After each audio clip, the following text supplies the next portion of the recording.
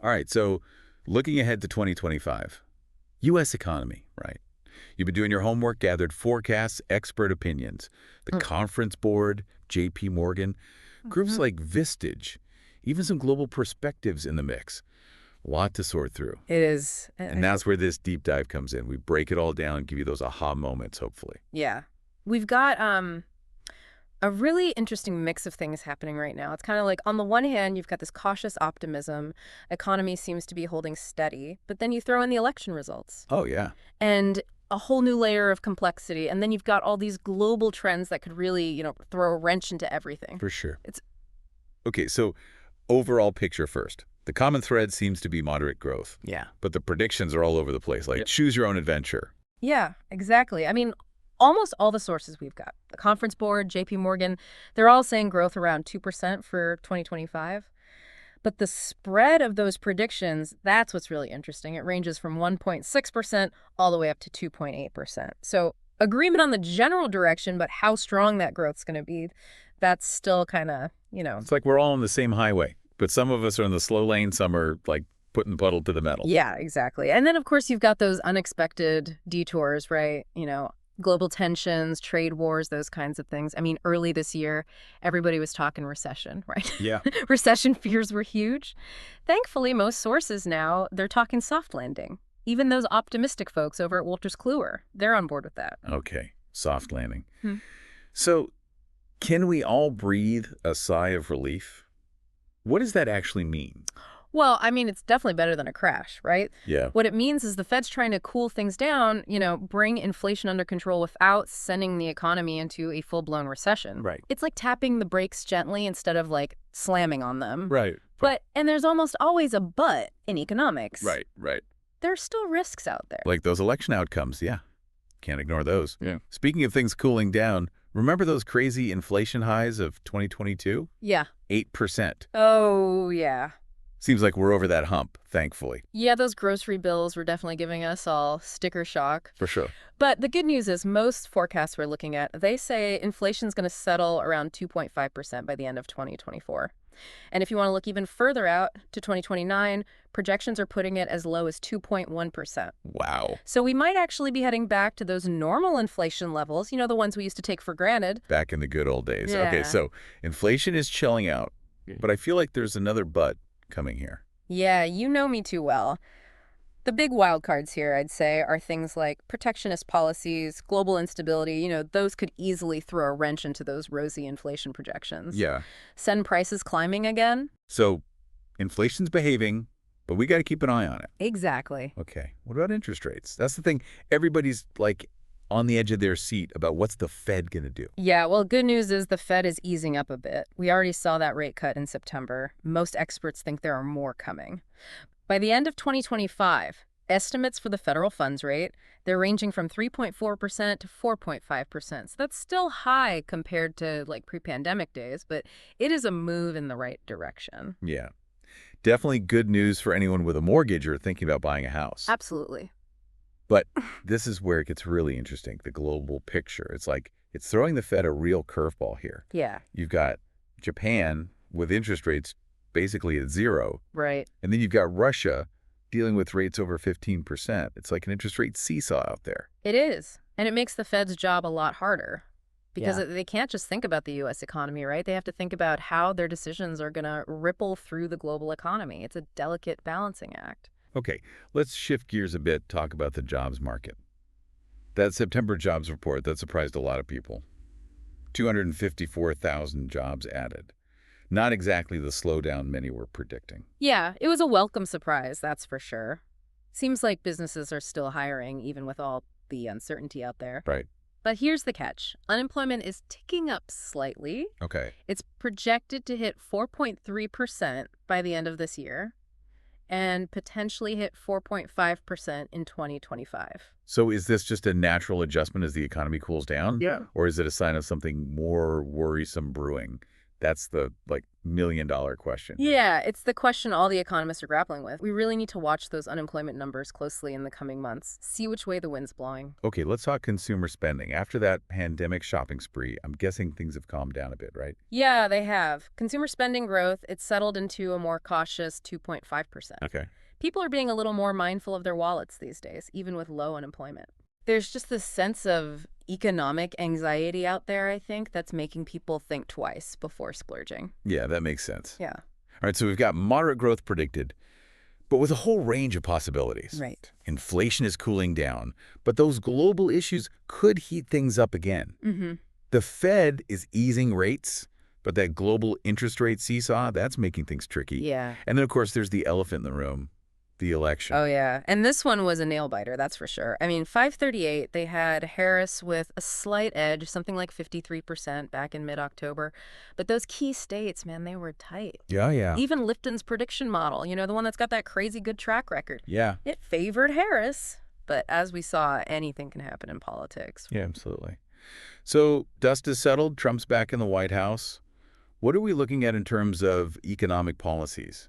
How does this compare to, what we might have seen under a Harris administration? Well, with Trump, I think we can expect a return to his familiar playbook, right? Yeah. Tax cuts, deregulation, especially in sectors like energy and banking. Mm-hmm. But he's also been talking about a potential return to tariffs, even with, U.S. allies. Oh, wow. Okay. So that's a pretty big departure from what we saw during the Biden-Harris years. It is. I mean, Harris, she would have likely continued down the path that Biden started. Right. Focusing on the green agenda, antitrust measures, particularly targeting big tech, and, a less clear approach to taxes. So a pretty stark contrast in economic philosophies. I'm curious how all this is going to play out across different sectors. Yeah, that's where it gets really fascinating. Under Trump, sectors like green energy and tech, they could be in for a bumpy ride. I mean, remember that 100% tariff on Chinese EVs he talked about during the campaign? Yeah. That could be a real game changer for those industries. On the flip side, sectors like defense, oil, and gas, they could benefit from a Trump presidency. But of course, you can't forget about those global factors. They'll have a huge say in how those markets perform. What about crypto?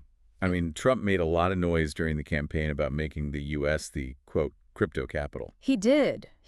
And the potential impact on that industry is enormous. I mean, we've already seen some volatility in crypto prices, as a result of the election, and that's likely to continue as his policies start to take shape. So winners and losers are kind of starting to emerge based on the election outcome. Yeah. And don't forget about the potential impact on, the tech billionaires. Well, yeah. Under the Democrats, there was a lot of talk about higher taxes on unrealized capital gains, share buybacks. Those folks weren't too happy about that. So it'll be interesting to see if any of those ideas resurface now with a Republican-controlled Congress. Okay, so we've covered a lot of ground in this first part of our deep dive. We have. The big picture economic outlook, the impact of the election. We even took a quick glance at how different sectors might fare under a Trump administration. Yeah. A lot more to come, though. There is.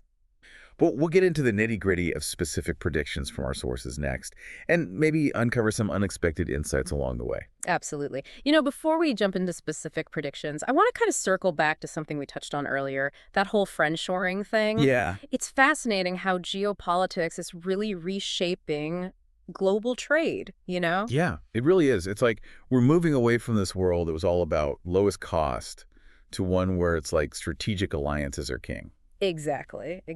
And that has huge implications for businesses, right? We're seeing companies rethinking their entire supply chains, moving production closer to home or to countries that are considered politically reliable. And it makes you wonder, why would you rely on a supplier in a region that could become unstable overnight? When you could build partnerships with nations that share your values and interests. It's like diversifying your portfolio, but on a global scale. You're not just chasing the highest returns, you're also thinking about long-term stability, resilience. Yeah, that's a great way to put it. And this isn't just some abstract theory. It's already happening. Convera, in their 2025 Global Economic Forecast, they highlighted this whole shift towards friendshoring over, pure cost considerations. Yeah. They even mentioned that consumers are getting in on the action. They said, Chinese buyers, they're increasingly favoring local brands, Western companies, they're reassessing their exposure to the Chinese market. So it's not just about where companies are sourcing their materials or manufacturing their products. It's influencing consumer behavior as well, like a quiet revolution in how we think about global trade. Yeah, I agree. I agree. It's not as like dramatic or attention grabbing as a trade war or something like that, but the long-term consequences could be just as significant. This all sounds very high level. What does friendshoring actually mean for like the average person, the listener who's just trying to understand how these global shifts impact their daily life? Well, I think it means we need to be more aware of where the products we buy come from and, the geopolitical forces that are kind of at play behind the scenes. Right. It also means we might see prices increase on certain goods as companies adjust their supply chains to prioritize this friend-shawing approach.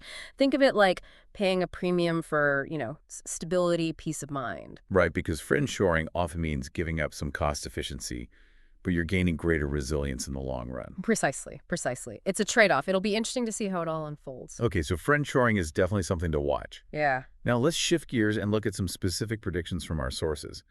The Conference Board, for example, they're surprisingly optimistic. They are. They're predicting continued resilience in the U.S. economy, GDP growth of 2.6% for this year. That's pretty impressive considering all the headwinds we've been talking about. Yeah. What's driving their optimism? Well, they point to several factors, including strong consumer spending, a healthy labor market, and businesses investing in intellectual property and human capital. It's like they're saying, hey, the U.S. economy, it's still a powerhouse, even with all the challenges. But they're not predicting that level of growth to continue, are they? Right, right. They acknowledge that growth might slow down to 1.7% in 2025, partly due to, lingering uncertainty from the election and a bit of a slowdown that's expected at the end of this year. Okay, so cautious optimism from the Conference Board. Now, what about J.P. Morgan? They tend to have a bit more of a, dramatic flair, don't they? They do, they do. They're calling the 2025 outlook cloudier than normal, and they're highlighting the potential for both, like a boom and a bust scenario. It all depends on how certain policies play out. So it's a choose-your-own adventure for the U.S. economy. One path leads to prosperity, the other not so much. What are the policies they're most focused on? Well, they're particularly interested in the impact of tax cuts, deregulation, and trade restrictions.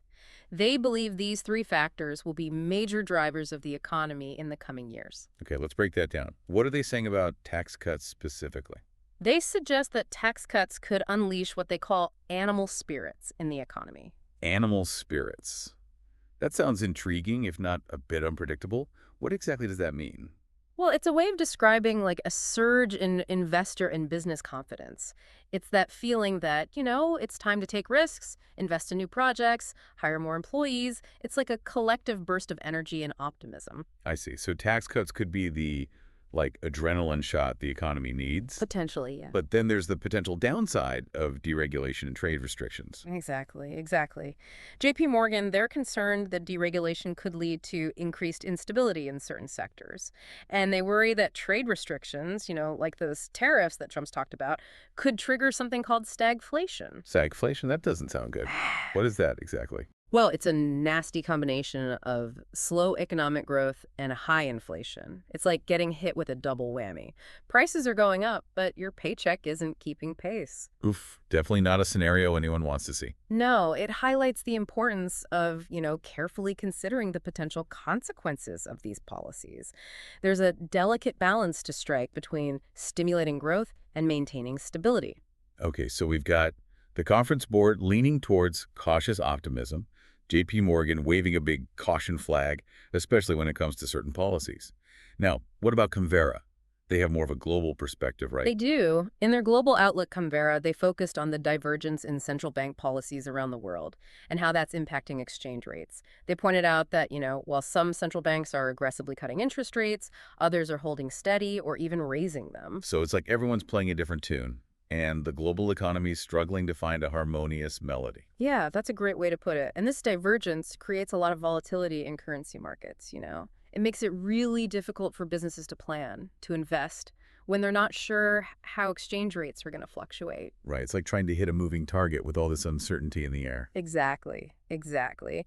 And this uncertainty is likely to persist, as central banks continue to grapple with inflation and economic growth.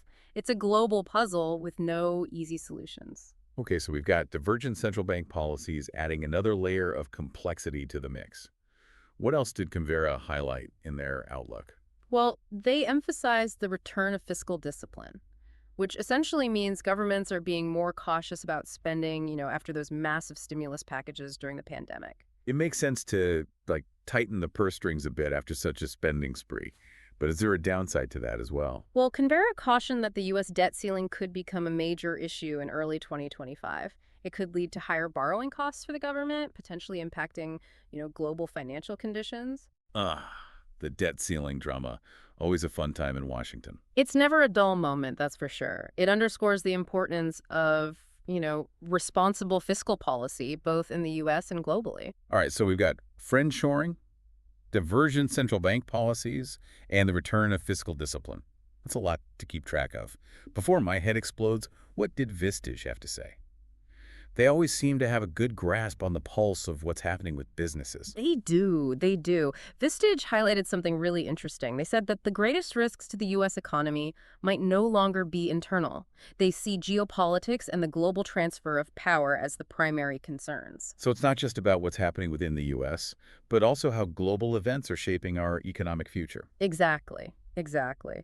They also expressed concerns about the growing U.S. debt and its long-term implications. They warned that the U.S. debt trajectory is approaching a point of no return, which could lead to higher bond yields, higher interest rates, slower growth, and even higher inflation. It sounds like a vicious cycle, one that's difficult to break free from.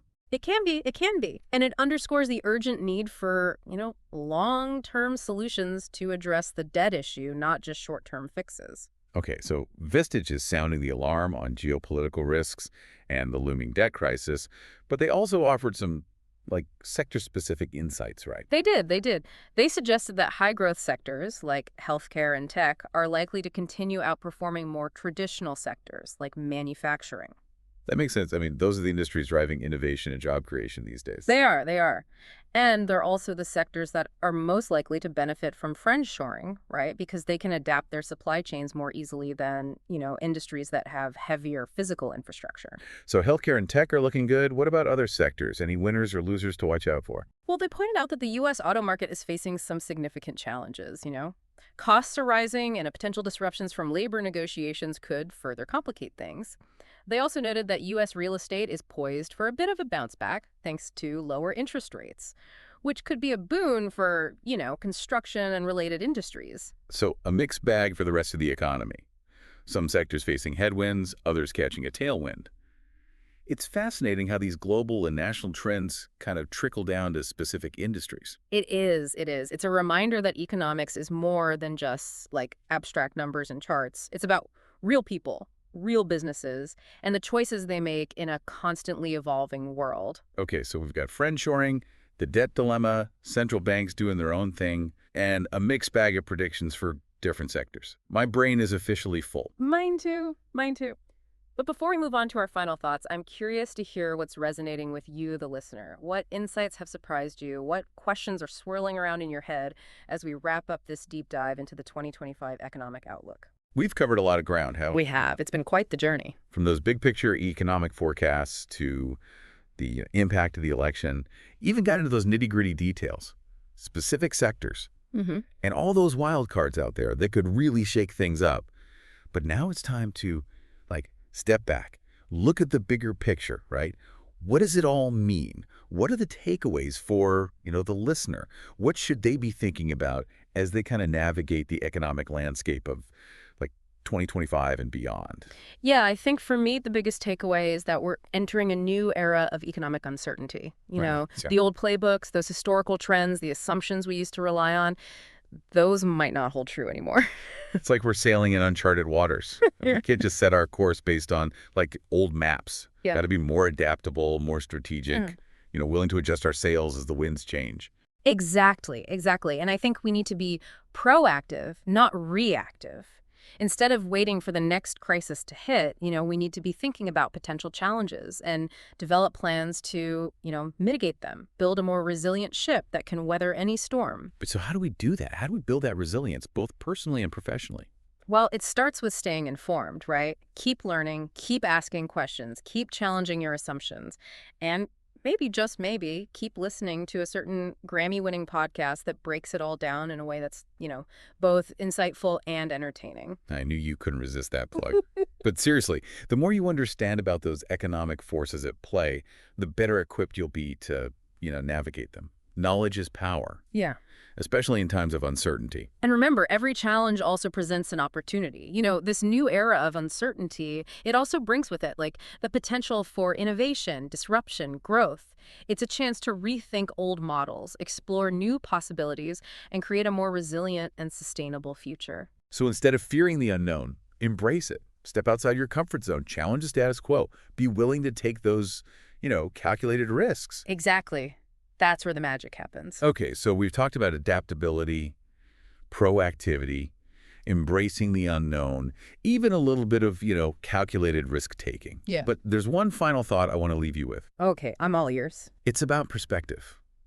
We've spent this entire deep dive analyzing data, forecasts, expert opinions, but what does it all mean on a, personal level? How do these economic forces, these global trends, these policy decisions, how do they impact the lives of, everyday people? That's the question we should all be asking ourselves. Economics isn't just about numbers and graphs. It's about people. It's about how we live, how we work, how we interact with the world around us. It's about the choices we make, the opportunities we seize, the challenges we overcome. It's about building a future where, everyone has a chance to thrive, not just survive. Exactly. So as you process all this information, as you think about, the 2025 outlook and beyond, remember to bring it back to the human element. Ask yourself, how can I use this knowledge to make a positive impact? How can I contribute to a more sustainable, equitable, and prosperous future? Those are the questions that matter most. The questions that will guide us as we navigate this new economic landscape together. Thanks for joining us on this deep dive. We'll see you next time.